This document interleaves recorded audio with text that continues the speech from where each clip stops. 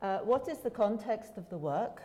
There is a new online postgraduate management program being delivered at Imperial with the aim of attracting additional students who wouldn't want or cannot attend their in-house on-campus MBA management programs. And it's being delivered via an in-house LMS designed by the Educational Technology Unit at the business school. The LMS itself tracks all sorts of data, including students' interactions and activity completions and marks and so forth. So the aim, when Imperial came to us at Birkbeck, was to investigate possible relationships between different forms of participants' engagement in the online courses being delivered by this LMS and effects on engagement on levels of performance and satisfaction. Overall, the idea is to try and get improved guidelines to inform course designs and engage the course leaders in reflecting on their designs and exchanging information between peers and ongoing professional development. There's a distinctive nature to this online management program at Imperial, which contrasts it to other distance learning courses, typical ones, due to relatively small cohort sizes, somewhere in the range of 50 to 150, highly selective nature of ambitions to Imperial, and also presence of a small amount of face-to-face instruction at the beginning of each of the 2 years of this distance program. Nonetheless, they still observe a variability in students' performance and in levels of satisfaction. So it was deemed that it was important to look at these two factors from a learning perspective, and this particular paper is a preliminary study of performance, of relationship between engagement and performance. So we looked at 67 students who were the very first cohort on this new online management program, taking their very first 2 compulsory modules, the accounting module and the management and the marketing module, during the first semester. And we looked at data that had already been collected through the LMS to see what could be determined from that. Both of these courses have the same structure, 2 weeks of pre-course study by students, 10 weeks for the main course and 4 weeks for the exam period. And they both take an active approach to learning, as you might expect, and community-oriented learning. Another distinctive feature of this particular distance learning program is the idea to keep the students in lockstep. So this weekly structure is organized so that students will collectively move as a cohort from week 1 to week 2 to week 3 to week 4. And they are expected to complete activities each week as they go along. In the paper, you'll see some information about the design and the breakdown of the activities across the weeks into these 5 particular activity categories. So I won't dwell on this now, but you can see more details about this in the paper. So what do the weeks look like? What types of activities are going on in the different weeks of the accounting course? And what activities are going on in the different weeks of the marketing course? So the question then, what data was there available, particularly to do with engagement, which was the aspect that they wanted to be investigated? So there were essentially 3 types of student engagement events that we were able to categorize and explore. We divided them into material-initiated, tutor-initiated, and student-initiated events. So the material-initiated ones are coming from designed prompts from within the course materials on this weekly Lockstep program. Likewise, the tutor-initiated ones are coming as a result of planned interventions by tutors and students' responses to these. And finally, student-initiated ones are ad hoc forum topics initiated by the students themselves. So those were the 3 categories of engagement events that we could glean from the already gathered data. In terms of engagement by course staff, which was also an important factor, this was sort of an implicit aspect which could be observed through the amount of material-initiated engagement opportunity that the course designers had designed into their course on a weekly basis, and also again the amount of tutor-initiated discussion topics, again by and large planned in advance by the tutors. So these were deemed to indicate tutors' levels of engagement in the online course delivery. These were the two main questions that we asked and reported in the paper. Effect of staff engagement on student engagement and effect of student engagement on student performance. This was the data that we gathered relating to student-initiated engagement through the weeks of the course, starting, as you see, with the preparatory 2 weeks, going through the 10 weeks of the main course delivery, and then into the exam. So we see a fairly even progression of student-initiated activity till we see a spike just before the exam for one of the courses, the accounting courses. A subsequent investigation of this course discovered that it didn't have an explicitly planned online revision session, unlike the marketing course. So that could explain this spike in lots and lots of student questions suddenly coming online just before the exam was due. Looking at material-initiated engagement coming out of the engagement activities within the course material itself, we see a fairly even distribution here, but a gradual falling off towards the tail end of both courses, and a more marked falling off for the accounting course than the marketing course. And finally, tutor-initiated engagement. We see little response by students to the ongoing tutor-initiated discussion topics for both courses across the weeks. And this finally gives a cumulative view of the engagement. So we see for both courses relatively high levels of engagement according to our metrics in the first half of the course, and then a gradual falling off, and the falling off is more pronounced in the accounting course than the marketing course. Overall, what can we conclude? Again, more details in the paper. We see just by the numbers that more engagement is happening directly through the course material than through other avenues. And particularly engagement prompted by the staff was low, student responses were low. What I mentioned earlier, the dropping off in the second half of the term of the engagement. The fact that we had the spike just before the accounting exam in student-initiated engagement. And all of these have in fact been fed, these findings have been fed through to the course leaders by the Imperial team and are being used to make active changes to the designs and to the way that subsequent versions of the modules are being delivered. Looking at question 2, this was the relationship to investigate the relationship between engagement and performance, marks obtained. We did need a measure of individual student engagement, and for this preliminary study we just added up the different types of student engagement, just the numbers of events in an unweighted sum. And for the student performance, we looked at the overall mark obtained by the student on the course by the end.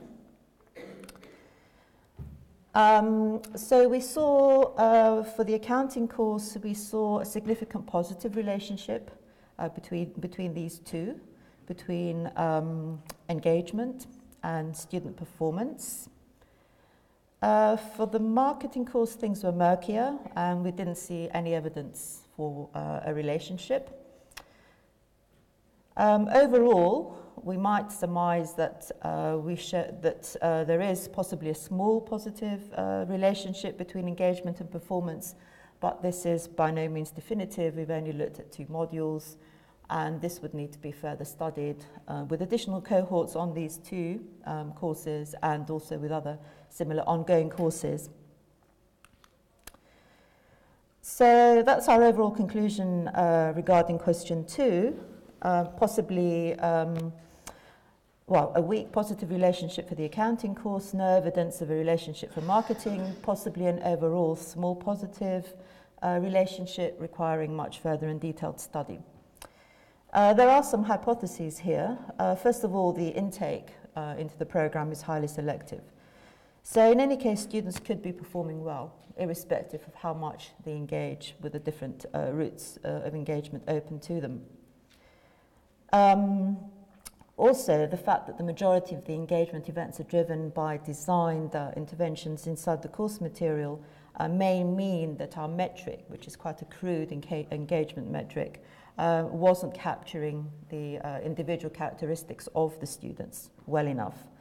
So an area that requires more investigation is to design and evaluate more discriminating metrics for this particular kind of course and this particular cohort of students, to see if we can tease out in greater detail and with more reliability the relationship, if any, between engagement and performance. So coming to our conclusions,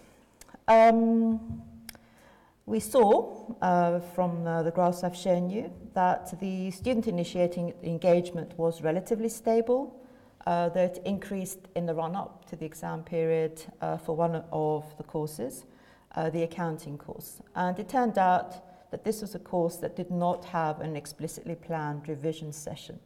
And so students had lots and lots and lots of questions, and their only recourse was to initiate discussions. Unlike the marketing course that had an explicit online synchronous revision session ahead of the exam.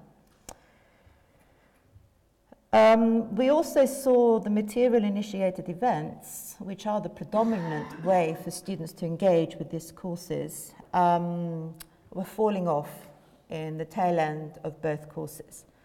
And since there could be a positive correlation between engagement and performance, course tutors are now being encouraged to sustain material-initiated engagement opportunities throughout the 10 weeks of their courses, and to get away from this perceived falling off as revision material is being introduced in the last few weeks.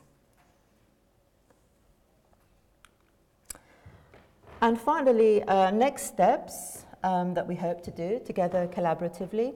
As I mentioned, this is very much a preliminary study. There are now new cohorts on those 2 courses whose data would allow further analysis. And the students who did those 2 courses have progressed in their studies, and they've taken more courses on the program. So we have more students and more modules that could be analyzed in the same way. I mentioned earlier the fact that we need to tease out better and more detailed metrics when we do this analysis. And one final observation is the fact that we have this lockstep design into the course delivery, where the students are expected to stay in lockstep together week after week after week. The primary idea about this was to actually maximize their own opportunities to form a learning community and share their experiences through the planned discussion activities. However, as a secondary benefit, it may have an impact also on scalability. As your cohort stays in lockstep through the weeks, it may be that you don't have to keep expanding the numbers of tutors that you have to support those students as your cohort sizes grow. And this would be another very interesting aspect to investigate, and that we wish to investigate in our future work. Thanks very much. Thank you.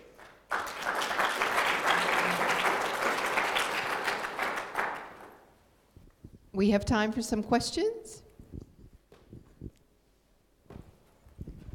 For that accountant course, was there any secondary evidence around mathematical skills or whatever because of that peak at the end? Yes, it's an interesting question. There is more data to do with students' performance on pre-courses. In fact, some of those pre-courses, I believe, are compulsory. So there is data there that could be analysed further, exactly to that point, but we haven't done it yet. In one of your conclusions, if I understood it well, you said that engagement is sort of the source of putting documents. We said material-driven events, where I would thought it's the other way around, is the more you put documents and materials for the student that will engage them. That is true. There's a tight interrelationship between the level of what was termed tutors' engagement, which is how much opportunity are they giving to the student to engage, and then the student's responses. So this study hasn't quite unpacked that relationship. The graphs that are showing are just showing the student side of the story.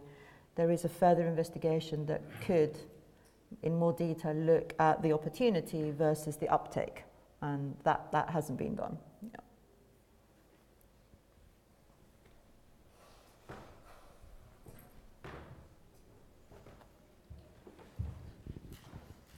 Hello, I had a question about the spike that you saw, which you said in the accountancy course was because students were asking questions in the discussion forum, whereas on the marketing course there was a synchronous session planned. So presumably in that synchronous session there were many questions asked. Yeah. But was that only showing up as one hit for the students, that they attended the synchronous session? Yeah. And so that there's a problem there with the way that the data is being recorded is... Yes, that is true. That is true. We had very crude measures of engagement, which were exactly as I've recorded. So the level of interaction within the discussion forum hasn't been captured by this analysis. Nonetheless, the data is there, including the text, and it's there and available for analysis, further analysis. And that's one of the things actually that we highlight in the paper. We want to do a content analysis of the discussion topics. Just the numbers. Yeah, or even the numbers, because they haven't been teased out. They haven't been teased out.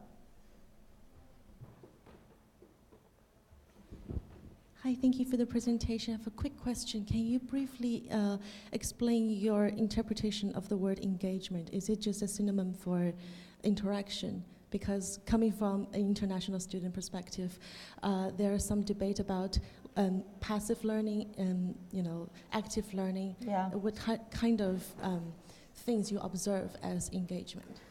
Well, this particular interpretation is active learning. So it's responding to specific prompts inside the material, the quizzes, the polls, tests. It's actively creating messages, actively initiating a topic. So it's very much an active interpretation of engagement. However, I think you're quite right, because we saw that we're not getting very strong results out of our analysis, and perhaps we're not capturing fully what it means to be engaged. And certainly studying very hard, albeit in a very passive way, may be a jolly good way of being engaged and getting good marks. So that's absolutely fine. Remains to be further investigated. Last question. In one of your slides, you say that you are highly selective, and this is how you explain some limited engagement of students. Isn't this a problem of the course design? You are saying that your students already know everything. These aren't my words, the highly selective bit. This is from the imperial side of the project. I'm the computer scientist, right? So I think the hypothesis is that students are coming in with strong educational and indeed professional backgrounds, this being kind of a mid-career management degree. So they are performing very well in any case, irrespective of amount of engagement as defined here. As to the point of the previous speaker, they could be working extremely hard, very dedicated, and we are just capturing a bit of their activity through what we've analysed. So that's really all that we've said. Yeah. Lovely. Thank you. Please join me in thanking Alexandra. Thank you.